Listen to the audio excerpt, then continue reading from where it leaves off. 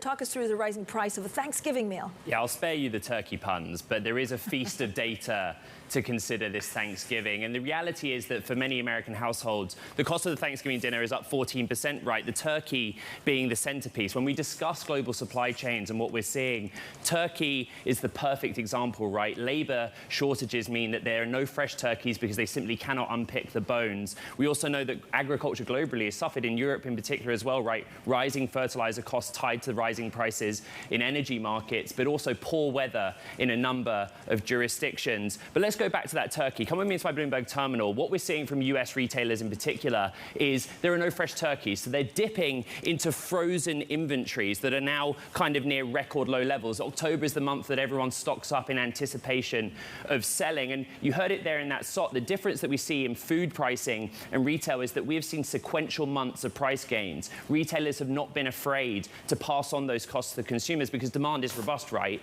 If you compare that with big box retail, because also this is kind of a key holiday shopping season, they've been sort of more hesitant to pass on those costs, which has Wall Street and European investors saying, well, hold on, why are you taking the risk with the bottom line here? So, Ed, if you bring it closer to home, right, how would these supply constraints actually impact Europe? I think, look, if there's some good news for Americans, it's that the supply chain constraints are kind of easing. In Europe, it's a slightly different picture if we bring up the chart. Bloomberg Economics has fantastic data with the supply chain indicator.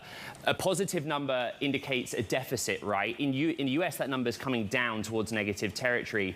In Europe, it's still rising, although the pace of the indicator has slowed down somewhat. Of course, the difference that we see in mainland Europe and to a certain extent here in the UK is a different data around the cases with coronavirus, but also lockdowns. And in every show I'm in and speaking to every guest, the question is, do those lockdowns extend to the United States? But here in Europe, clearly, ongoing restraints are having difficulty in kind of fixing some of these supply chain issues.